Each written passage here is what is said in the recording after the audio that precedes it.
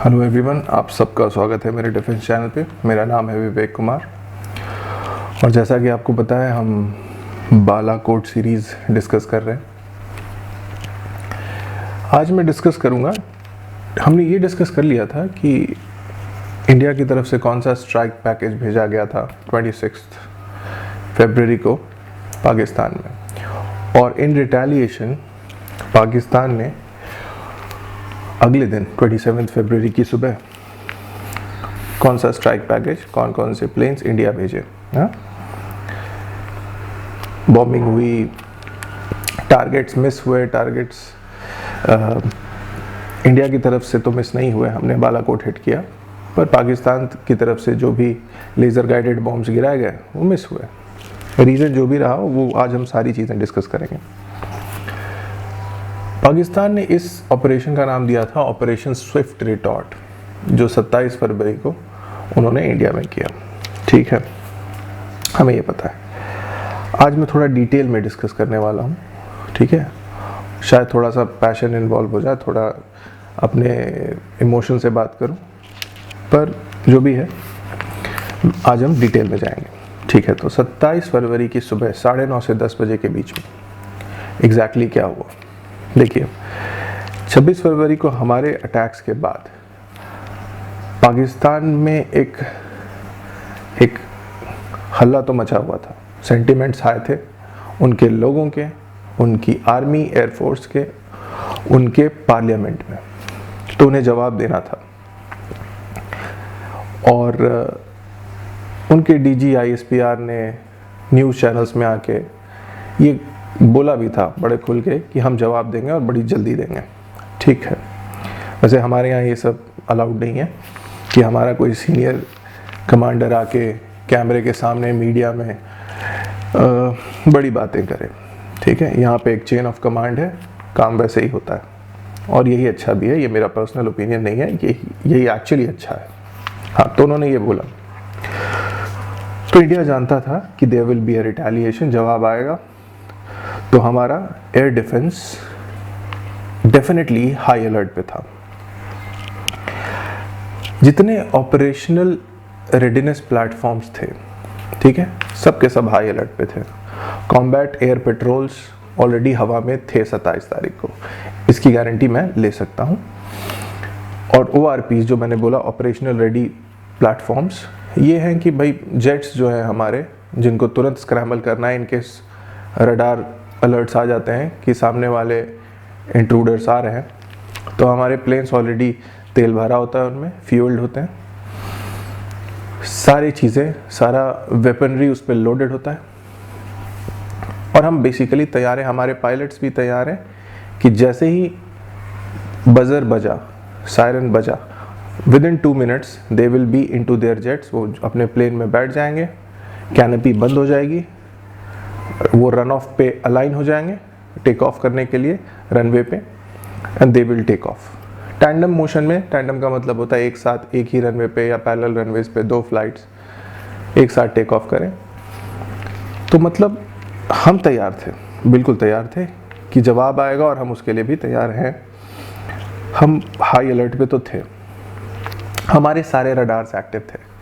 Radar से मेरा मतलब है सिविलियन रडार हो, मिलिट्री रडार हो, जितने भी या AWACS हो। मैंने AWACS बताया आपको, ये वो प्लेन्स है जिनके ऊपर एक डोम जैसा रडार लगा होता है जो हवा में होते हैं, और सामने वाली कंट्री से, पाकिस्तान से अगर फाइटर जेट्स टेक ऑफ हो रहे हैं तो हम यहीं से देख सकते हैं कि वहाँ से प्लेन्स उड़ रहे हैं। ठीक है, तो हम रेडी थे और हमारा जो integrated air command and control system है IACCS, तो जितने भी रेडार्स हैं सबका इंफॉर्मेशन इस एक को फीड किया जाता है, integrated air control and command centre. ठीक है, ये नॉर्दर्न इंडिया में है, कहाँ पे है इस पे जाने की ज़रूरत नहीं है, और यही इंफॉर्मेशन सबको मिलता है। जितने भी कमांड सेंटर्स हैं सबको, जो ये देख रहा है वो बाकी कमांड सेंटर्स भी डेफिनेटली देख रहे हैं साथ ही साथ। तो पाकिस्तान से जब जेट्स ने टेक ऑफ किया होगा, एक अंदाज़ा है कि 24 फाइटर जेट्स टेक ऑफ होते हैं, जिसमें ज़्यादातर तो F-16s हैं, F-16D, बाकी मैंने बताया था अपने पिछले वीडियो में मिराज 3, मिराज 5 और चाइना पाकिस्तान के जॉइंट वेंचर से बनाया हुआ जो JF-17 थंडर है वो सब। तो कुल मिला के 24 प्लेन्स, ठीक है। Laser guided bombs, air to air missiles, इनको लोड करके टेक ऑफ करते हैं पाकिस्तान से। हमने ये देख लिया, ठीक है, बहुत अच्छी बात। हमारे integrated air control and command centre को ये दिखाई देता है, हम तैयार हैं। तो इंडिया में जब इसकी जैसे जैसे ये हमारे बॉर्डर्स के पास आते हैं, अब देखिए जब आप कश्मीर का मैप देखेंगे तो आप देखेंगे कि कश्मीर में पीर पंजाल रेंज है। पीर पंजाल रेंज के नॉर्थ और ऊपर जाइए और उसके साउथ यानी कि नीचे आइए मैप पे, इन दोनों जगह पीर पंजाल के ऊपर हमारे 2 रनवेज हैं जहाँ से हमारे फाइटर जेट स्क्रैम्बल करते हैं। जैसा मैंने बताया स्क्रैम्बल होने में 2-3 मिनट ही लगते हैं, पर Su-30 तो पीर पंजाल रेंज के नीचे साउथ में 2 Su-30 सुकोई 30 तो ऑलरेडी थे कॉम्बैट एयर पेट्रोल पे उस वक्त जब पाकिस्तान से ये सारे जेट्स उड़े थे। तो इनको तो ये खबर मिली गई होगी। और पीर पंजाल रेंज के ऊपर नॉर्थ में the scrambling was taking place. यहीं पे ये 2 MiG-21 जैसे ही सायरन बजा तैयार हो गए और ये उड़ने के लिए तैयार थे, जिनमें एक MiG-21 बाइसन ऑब्वियसली अभिनंदन का था। तो मैंने जैसा क्लियर कर दिया 2 Su-30 तो पहले से हवा में है और इधर से स्क्रैम्बलिंग हो रही है। अच्छा एक और बात है, जैसा हम इंडियन एयरफोर्स IAF क्लेम करती है कि दुनिया में सबसे शॉर्टेस्ट स्क्रैम्बल टाइम, तैयार होकर उड़ने का वक्त जिसको कहते हैं, वो हमारा है 2 मिनट। इससे कम समय में दुनिया की कोई भी एयरफोर्स हवा में नहीं जाती। तो ये तो हम कम से कम क्लेम करते हैं और मेरी नज़र में ये बात सच भी है, ठीक है। तो ये हमारा क्लेम है। फिलहाल मैंने जो आपको बता दिया कि दुनिया का सबसे शॉर्टेस्ट स्क्रैम्बल टाइम हमारा है, तो हम यहाँ तक क्लियर हो गया। 9:30 से 10 बजे स्ट्राइक पैकेज उनका उठता है पाकिस्तान एयरफोर्स का, वो इधर आता है। 24 फ्लाइट्स हैं इसमें, 24 एयरक्राफ्ट हैं। अब ठीक है, सबसे पहले जो मिराज 3 और 5 हैं जिन पे ये लेज़र गाइडेड बॉम्ब्स लगे हैं, ये तो शायद इंडियन टेरिटरी में एंटर होते भी नहीं हैं। इंडियन बॉर्डर्स से पहले ही जल्दी में, देखिए जल्दी होने का कारण है इन्हें पता है कि Su-30 हवा में है और Su-30 के साथ एयर टू एयर कॉम्बैट करने की हिम्मत मिराज 3-5 में नहीं है, चाहे वो बियॉन्ड विजुअल रेंज हो या डॉग फाइट हो, संभव ही नहीं है, ठीक है, मार गिराए जाएंगे वो। तो वो बॉर्डर में एंट्री से पहले ही अपने लेज़र गाइडेड बॉम्ब्स जो मैंने लास्ट वीडियो में बताए थे वो गिरा के दे रिटर्न बैक, वापस भाग जाते हैं। पर देखिए खास बात यह कि लेज़र गाइडेड बॉम्ब्स के साथ ऐसा है, खाली उनको गिरा देना एक हाइट से काफ़ी नहीं है। उनको जब आप गिरा रहे हो ना तो आपको लॉक मेंटेन करना होगा अपने। तो यहाँ पे ना इनके पास एक टारगेटिंग पॉड होता है, टी पॉड कहते हैं, जो फ्लाइट के अंडरबेली में लगा होता है। उससे आपको लेज़र लॉक करना पड़ेगा अपने टारगेट को और लॉक मेंटेन करना पड़ेगा एंड लेज़र गाइडेड बॉम्ब उसको ढूंढता हुआ टारगेट पे गिरेगा। तो अगर आप जल्दी गिरा के भागते हो तो मेरा मानना ये भी है कि अच्छा खासा चांस है कि आप अपने टारगेट को मिस कर दोगे। जबकि पाकिस्तान ने तो ये क्लेम किया है कि उन्होंने जानबूझ के टारगेट मिस किया बिकॉज वो बस शो ऑफ स्ट्रेंथ कर रहे थे, दिखाने की कोशिश कर रहे थे कि भाई हमें भी ताकत है जवाब देने का, बस। नहीं तो वो चाहते तो जो ब्रिगेड कमांड है, पूंछ है, रजौड़ी है, यहाँ पे टारगेट्स को डिस्ट्रॉय कर सकते थे। वो बात की बात है, सबके अपने अपने नैरेटिव्स हैं। पर जैसा मुझे लगता है मैंने बता दिया, अगर आप टी पॉड से टारगेट मेंटेन नहीं करोगे देयर इज अ चांस आप मिस कर जाओगे टारगेट, जो हुआ भी। अच्छा, अब शुरू होता है स्कर्मिश, एयर स्कर्मिश, लड़ाई। तो जो सबसे पहले तो उनके जो 24 एयरक्राफ्ट्स हैं उनमें अलग अलग फॉर्मेशंस हैं। आगे लीड कर रहे हैं उनके F-16s जो कि अमेरिका द्वारा दिए गए एडवांस फाइटर जेट्स हैं। पीछे हैं मिराज 3-5 J-F-17, वो तो लौट गए बॉम्ब गिरा के जल्दी। F-16 जो है वो एंटर कर जाते हैं इंडियन टेरिटरी में, इंडियन एयर स्पेस में। ज़्यादा दूर नहीं, 3-4-5 किलोमीटर मान के चलिए उनकी एंट्री हो जाती है इंडियन एयर स्पेस में। उन पे लोडेड हैं AMRAAMS AIM-120C जो मैंने आपको बताया था, एयर टू एयर मिसाइल्स, ये लोडेड हैं इन फाइटर जेट्स पे, ठीक है। Laser guided bomb I don't think so, इन पे नहीं है। इनका काम ही यही है कि इंडियन कॉम्बैट एयर पेट्रोल्स को या फिर जो भी स्क्रैम्बल किए जाते हैं इंटरसेप्टर जेट्स को, जैसे कि MiG-21, उनको उलझाया जाए हवा में और जितना हो सके वहाँ पे कैजुअलिटी इन्फ्लिक्ट की जाए, लड़ाई की जाए वहाँ पे। तो F-16 से एंटर कर जाते हैं और अगले 3-4 मिनट F-16 और ये जो सुकोई 30s हैं ये बियॉन्ड विजुअल रेंज फाइट करते हैं। मैंने वीडियोस में समझाया है आपको बियॉन्ड विजुअल रेंज फाइट क्या है। यहाँ पे दोनों प्लेन्स एक दूसरे को नहीं देख सकती, दूर से ही फॉक्स 3 मिसाइल से एक दूसरे को टारगेट करती है, ठीक है। इसमें बहुत सारी चीज़ें हैं। देखिए, जब आप बियॉन्ड विजुअल रेंज कॉम्बैट करते हो तो छोटी छोटी बातों का ख्याल रखना पड़ता है, ठीक है। एक सेकेंड।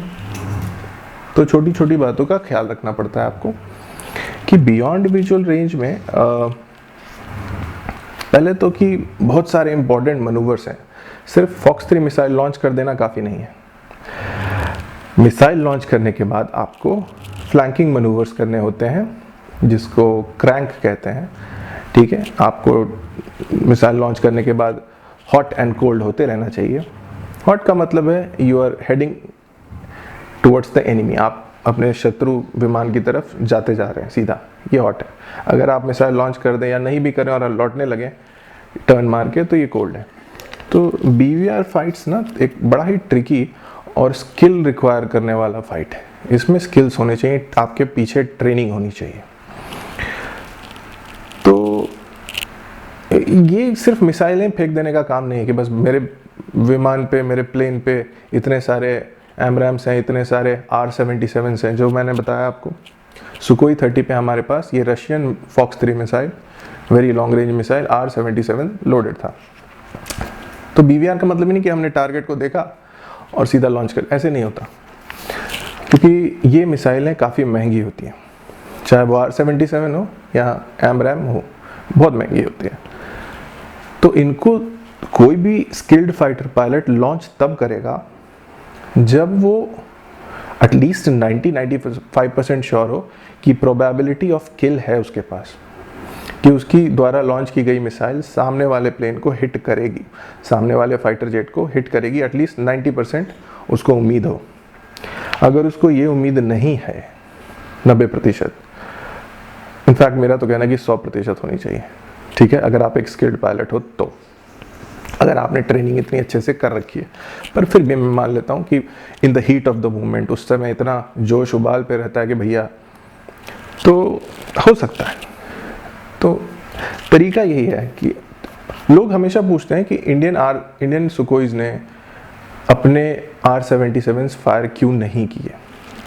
इसका कारण ये हो सकता है कि हमारे पायलट्स एटलीस्ट इतने प्रोफेशनल और ट्रेंड हैं कि पैनिक में आके बस जल्दी जल्दी बटन्स दबाना, ये उन्होंने सही नहीं समझा, और सही है भी नहीं, ठीक है, कि बस मिसाइल लॉन्च कर दो और बस बैक टू बैक करते जाओ। हाँ, on the other hand Pakistani F-16 थोड़ी पैनिक में दिखाई दे रही हैं। उन्होंने 3-4 मिनट के अंदर ही कई AMRAAMs लॉन्च किए टुवर्ड्स द Su-30s। Su-30s ने फ्लैंकिंग मनूवर्स किए ही होंगे, क्रैंक किया होगा, बचने की कोशिश की होगी, डेंस एयर में नीचे गए होंगे, मल्टीपल शार्प टर्न्स लिए होंगे, जितने भी फ्लैंकिंग मनूवर्स हैं बचने के लिए सब किए होंगे। और जब वो और कैसे पता चलता है कि आप पे मिसाइल लॉन्च हुई, तो RWR एक रेडार वार्निंग रिसीवर है। RWR अलर्ट्स हमारे कॉकपिट में हमको मिल जाते हैं। तो जैसे ही आपको RWR अलर्ट मिलता है, आपको पता है कि आप लॉक्ड हैं, आपके एक मिसाइल आपकी तरफ आ रही है, आप फ्लैंकिंग मनूवर्स करना शुरू कर दो, आप एस्केप मनूवर्स करना शुरू कर दो, वो आप करते हो। पर जैसे ही RWR रेडार सिग्नेचर लॉस, मतलब रेडार वार्निंग खत्म हो जाती है, अब आप वापस हॉट हो सकते हो। तो तब तक कोल्ड रहिए जब तक RWR सिग्नेचर आपके कॉकपिट में जल रहा है। वो आपको बता रहा है कि अभी भी मिसाइल आप पे लॉक्ड है, आपका पीछा कर रही है। फ्लैंकिंग मनूवर्स, एस्केप मनूवर्स करते रहिए। जैसे ही वो साइन, वो बीप बंद हो जाती है, you can go hot again. अब आप वापस मुड़ के सामने वाले फ्लाइट की तरफ जाएंगे और मौका ढूंढेंगे कि वो जो फ्लाइट है वो आपके नो एस्केप जोन में आ जाए, इतनी पास आ जाए कि अब अगर आप अपना फॉक्स 3 मिसाइल लॉन्च करते हैं तो उसके बचने के चांसेस ना हो, जिसको मैंने एक वीडियो में समझाया, पिटबुल होना या फिर नो एस्केप जोन में होना, जहाँ पे प्रोबेबिलिटी ऑफ किल लगभग 100% होता है। अगर आप सामने वाला प्लेन आपके इतने पास आ जाए और आपने सही लॉन्च पैरामीटर्स में अपना फॉक्स 3 लॉन्च किया है, तो वो मिसाइल एक बहुत स्ट्रॉन्ग चांस है कि सामने वाले फाइटर जेट को हिट करेगी ही करेगी, चाहे वो कितने भी एस्केप मनूवर्स कर ले, फ्लैंकिंग मनूवर्स कर ले, वो हिट कर देगी उसको। पर इसके लिए आपका लॉन्च पैरामीटर अच्छा होना चाहिए।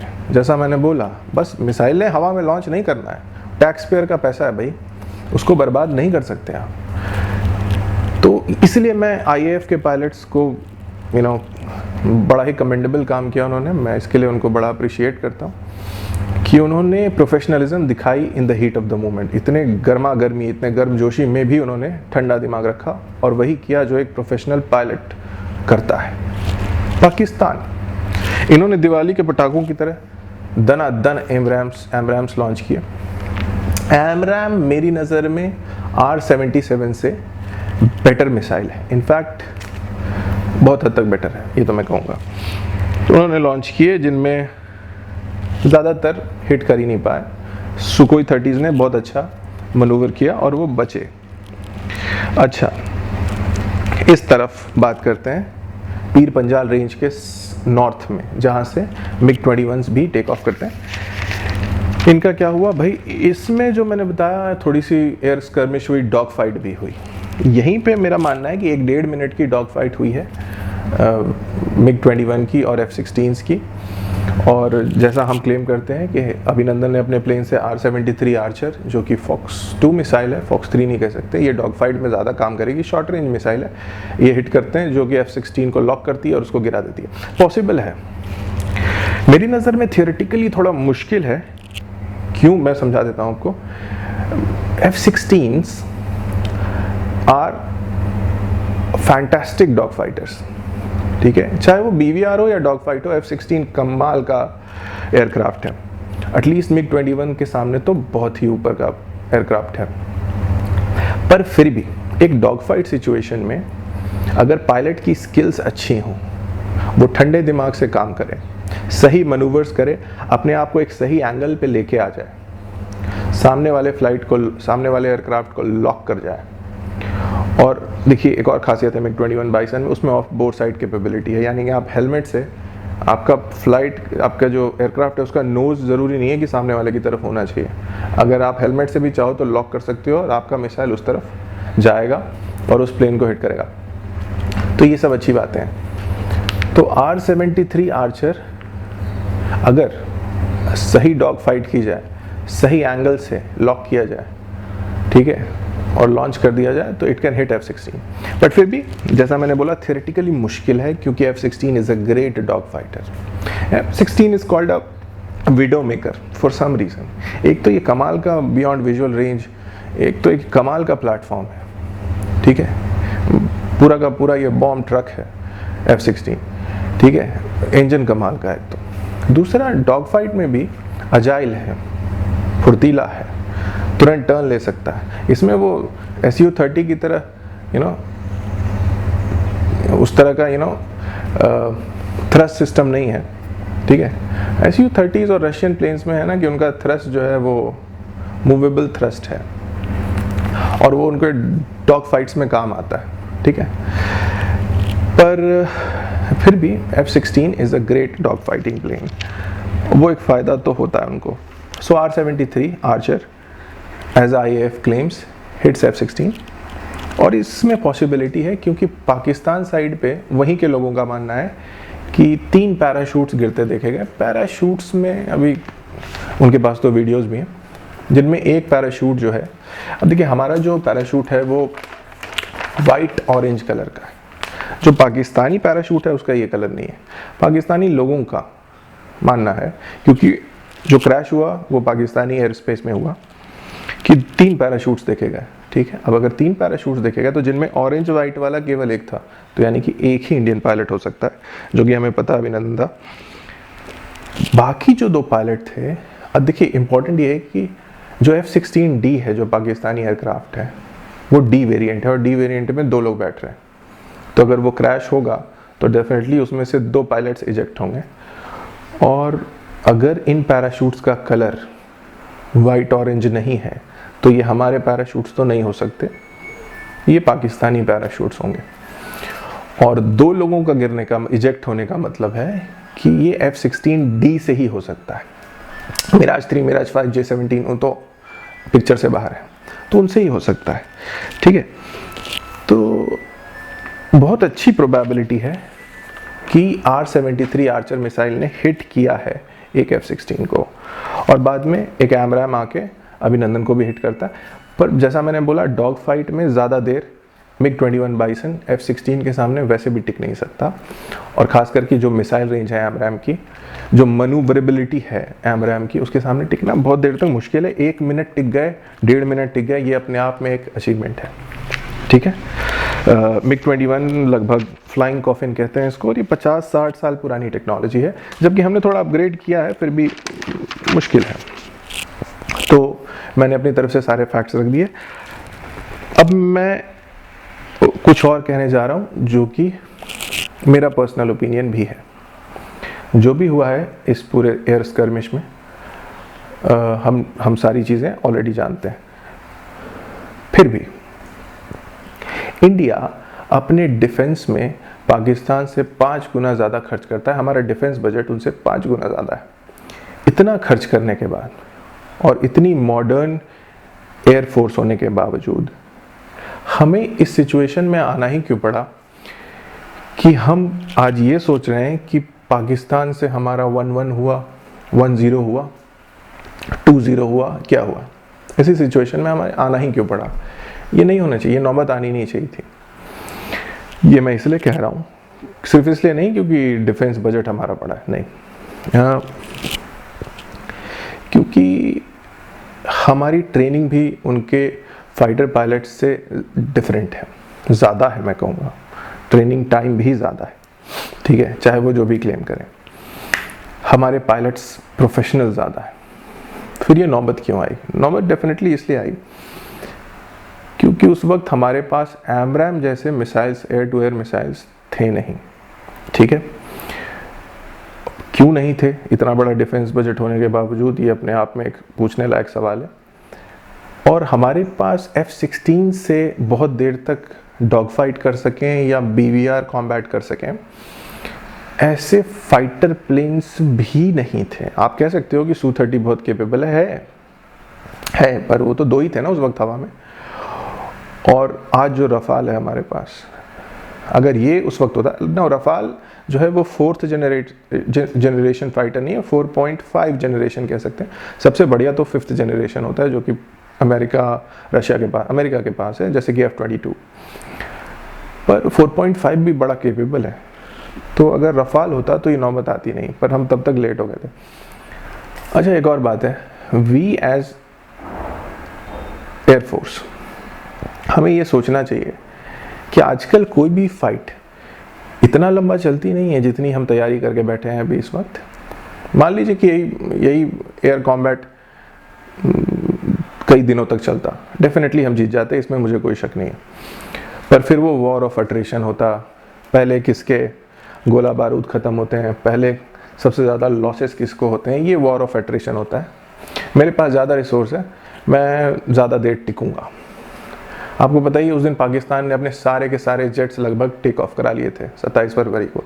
यही बताता है कि एयरफोर्स उनकी कितनी छोटी है हमारे कंपैरिजन में। हमारे पास अभी 30 के आसपास स्क्वाड्रन्स हैं, पहले तो 40 से कम किया गया।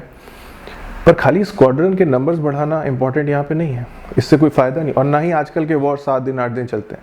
आजकल कोई भी आपको इतना एस्केलेट होने नहीं देगा। आजकल ऐसे ही छोटे छोटे एयर स्कर्मिशेस होते हैं। देखिए, दोनों कंट्रीज न्यूक्लियर पावर्ड कंट्रीज हैं, हमारे पास न्यूक्लियर बॉम्ब्स है, तो लंबी वॉर चलेगी ही नहीं। तो ऐसे छोटे एयर स्कर्मिश की पॉसिबिलिटी थी, पहले से ही हमें पता था, 1-2 और 5 मिनट 7 मिनट वाली।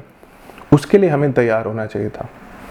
वॉर ऑफ अट्रिशन तो बाद में देखा जाएगा, हमें इनके लिए भी तैयार होना चाहिए। हमें इतना सुपीरियर होना चाहिए पाकिस्तान के सामने कि इसमें भी वो हमारे सामने टिक ना सके, ठीक है।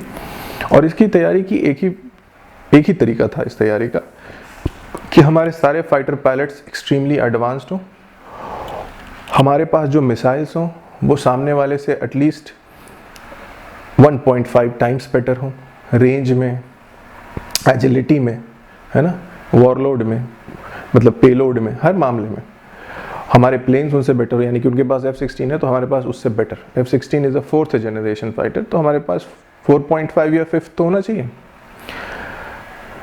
तो ये बातें हैं, तो हमें इस नौबत पे, ये नौबत आनी नहीं चाहिए थी किसी भी हाल में। अब आफ्टर मैथ में मैं ये बोलूँगा कि जो हुआ सो हुआ। अब ये इम्पॉर्टेंट है कि हम सिर्फ स्क्वाड्रन के नंबर्स बढ़ाने पे ध्यान ना दें, या फिर सिर्फ वॉल्यूम पे ध्यान ना दें कि हमारे पास कितने ज़्यादा फाइटर पायलट्स हैं या फाइटर प्लेन्स हैं। हम ध्यान दें क्वालिटी पे, ठीक है। स्क्वाड्रन कम हो, पर ये दिमाग में रखते हुए कि आजकल जो भी एयर कॉम्बैट होगा वो ज़्यादा देर का नहीं होगा, ठीक है। ऐसे ही छोटे मोटे स्कर्मिशेस होंगे, तो हमें उसके लिए भी तैयार होना चाहिए। उन स्कर्मिशेस में भी हम इतनी डोमिनेंस दिखाएं, इतना एक तरफा सुपीरियॉरिटी दिखा दें कि सामने वाला फिर हिम्मत ही ना करे कि वो दोबारा सोचे ऐसा कुछ भी करने का, ठीक है। और इसका तरीका वही है, आप एडवांस फाइटर जेट्स रखें, एडवांस मिसाइल्स रखें। जैसे अभी हमारे पास मीटियोर्स हैं, मीटियोर्स आर डेफिनेटली स्पेशल। इस पे लिए मैं अलग वीडियो बनाऊंगा मीटियोर मिसाइल्स पे, जो फॉक्स 3 मिसाइल है जो रफाल के साथ हमको मिले हैं। ये होते तो कहानी कुछ और होती, रफाल भी होता तो उस दिन की कहानी कुछ और होती, ठीक है। और फिर पाकिस्तान रिटेलिएट करने की नहीं सोचता, ठीक है। पर तभी वो जो एसिमेट्री डेवलप हो गई थी हम दोनों के बीच में, और ये एसिमेट्री डेवलप हुई क्योंकि हमने होने दिया। हमने वॉल्यूम पे ध्यान दिया, हमने भीड़ पे ध्यान दिया, ना कि क्वालिटी पे, ठीक है। हमने इस बात पे ध्यान दिया कि अगर एक फुल ऑन वॉर शुरू हो जाए तो कौन जीतेगा, हम जीत जाएंगे, कोई शक नहीं। 7वें दिन, 8वें दिन, 10वें दिन हम ही जीतेंगे, क्योंकि वॉर ऑफ एट्रिशन में हम उनसे कहीं आगे। पर वो होगा क्या?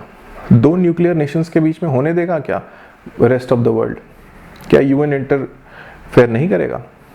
आजकल कोई नहीं चाहता कि कोई भी वॉर एस्केलेट हो, कोई भी सिचुएशन एस्केलेट हो और दुनिया में उसका फिनेंशियल इम्पैक्ट हो, इकोनॉमिक इम्पैक्ट हो, कोई भी होने नहीं देगा ये। आप में अगर अकल होगी तो आप खुद भी इसमें नहीं पड़ोगे। तो ऐसे छोटे बैटल्स के लिए भी, वॉर तो जाने दीजिए, पर जो छोटे छोटे बैटल्स हैं उसके लिए हमें तैयार होना चाहिए, ताकि एटलीस्ट पता चले कि ये जो 5 गुना ज़्यादा बड़ा डिफेंस बजट है जो आगे के सालों में और बढ़ेगा, वो पैसा जा कहाँ है, ताकि हमारा कोई भी captain, squadron leader, fighter pilot सामने वाले की टेरिटरी में कभी पकड़ा ना जाए। हमारा कोई भी फ्लाइट, हमारा कोई भी जेट एयरक्राफ्ट जिसके टेल पे हमारा फ्लैग लगा है, वो एनिमी टेरेन में कभी ना गिरे। हमें ये दिन देखना ही ना पड़े, ठीक है।